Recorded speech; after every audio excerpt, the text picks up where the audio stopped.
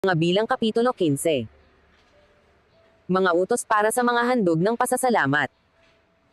At sinalita ng Panginoon kay Moises, na sinasabi, salitain mo sa mga anak ni Israel, at sabihin mo sa kanila, pagpasok ninyo sa lupain na inyong mga tahanan, na aking ibibigay sa inyo.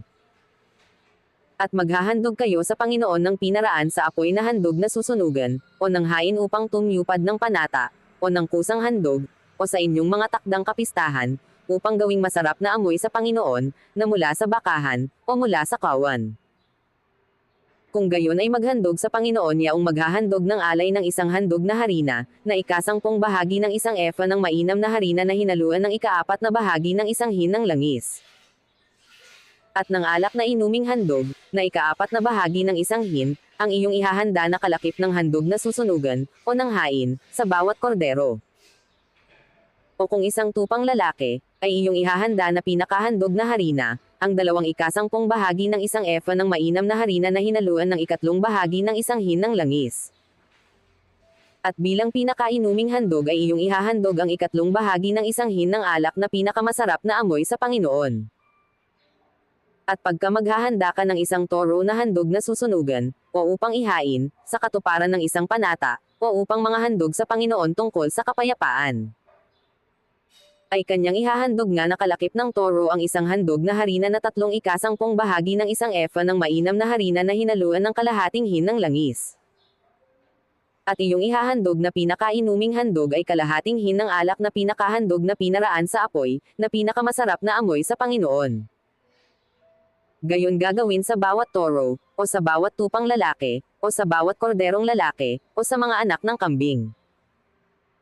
Ayon sa bilang ng inyong ihahanda, ay gayon ninyong gagawin sa bawat isa ayon sa kanilang bilang.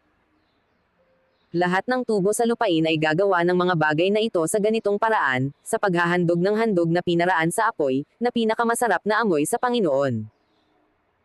At kung ang isang taga-ibang bayan ay makipamayang kasama ninyo, o sino mang nasa gitna ninyo sa buong panahon ng inyong mga lahi, at maghahandog ng handog na pinaraan sa apoy, na pinakamasarap na amoy sa Panginoon, ay kanyang gagawin ang gaya ng inyong ginagawa. Sa kapisanan ay magkakaroon ng isang palatuntunan sa inyo, at sa taga-ibang bayan na nakikipamayan sa inyo, isang palatuntunan magpakailanman sa buong panahon ng inyong mga lahi, kung paano kayo, ay magiging gayon din ang taga-ibang bayan sa harap ng Panginoon. Isang kautusan at isang ayos ay magkakaroon sa inyo, at sa taga-ibang bayan sa nakikipamayan sa inyo. At sinalita ng Panginoon kay Moises, na sinasabi, salitain mo sa mga anak ni Israel, at sabihin mo sa kanila, pagpasok ninyo sa lupaing aking pinagdadalhan sa inyo. Ay mangyayari nga, na pagkain ninyo ng tinapay sa lupain, ay maghahandog kayo ng isang handog na itinaas sa Panginoon. Sa pinakauna sa inyong masang harina ay maghahandog kayo ng isang munting tinapay na pinakahandog na itinaas, kung paano ninyo ginagawa ang handog na itinaas tungkol sa giikan, ay gayon ninyo itataas ito. Sa pinakauna sa inyong masang harina ay magbibigay kayo sa Panginoon ng isang handog na itinaas sa buong panahon ng inyong mga lahi. Handog para sa mga kasalanang nagawa sa kamangmangan. At pagka kayo'y nagkamali, at hindi ninyo tinupad ang lahat ng utos na ito, na sinalita ng Panginoon kay Moises. Sa makatuwid bagay lahat ng iniutos ng Panginoon sa inyo sa pamamagitan ni Moises, mula sa araw na lagdaan kayo ng utos ng Panginoon, at sa haharapin sa buong panahon ng inyong mga lahi. Ay mangyayari nga na kung magkasala ng walang malay, na hindi nalalaman ng kapisanan, na ang buong kapisanan ay maghahandog ng isang gayang toro na pinakahandog na susunugan, na pinakamasarap na amoy sa Panginoon, na kalakip ng handog na harina ni Yaon at inuming handog ni Yaon, ayon sa ayos, at isang lalaking kambing na pinakahandog dahil sa kasalanan. At itutubos ng saserdote sa buong kapisanan ng mga anak ni Israel, at sila'y patatawarin, sapagkat isang kamalian, at kanilang dinala ang kanilang alay, na handog sa Panginoon na pinaraan sa apoy, at ang kanilang handog dahil sa kasalanan sa harap ng Panginoon, dahil sa kanilang kamalian.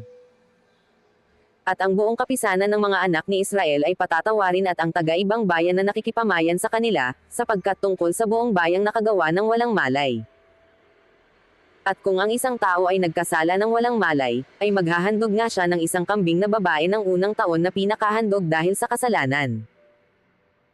At itutubos ng saserdote sa taong nagkamali, kung tunay na siya'y nagkasala ng walang malay sa harap ng Panginoon, upang itubos sa kanya, at siya'y patatawarin. Kayo'y magkakaroon ng isang kautusan sa kanya na nagkasala ng walang malay, sa kanya na ipinanganak sa gitna ng mga anak ni Israel, at sa taga-ibang bayan na nakikipamayan sa kanila. Walang handog sa sinasadyang kasalanan.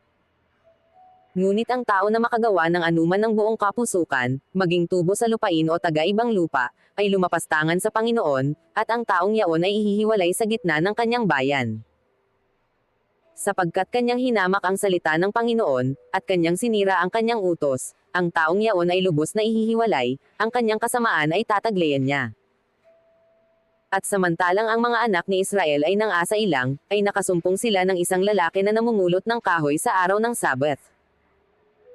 At silang nakasumpong sa kanya na namumulot ng kahoy, ay dinala siya kay Moises, at kay Aaron, at sa buong kapisanan. At kanilang inilagay siya sa bilangguan, sapagkat hindi pa ipinahahayag kung ano ang gagawin sa kanya.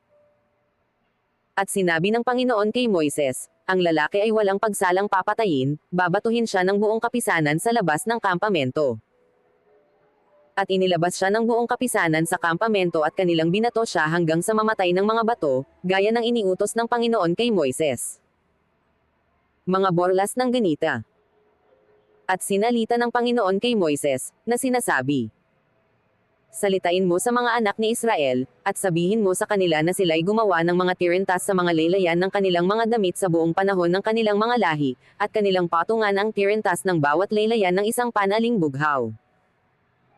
At sa inyo'y magiging isang tirintas, upang inyong mamasdan, at inyong maalaala ang lahat ng mga utos ng Panginoon, at inyong tuparin, at upang huwag kayong sumunod sa inyong sariling puso at sa inyong sariling mga mata, na siya ninyong ipinangaapid.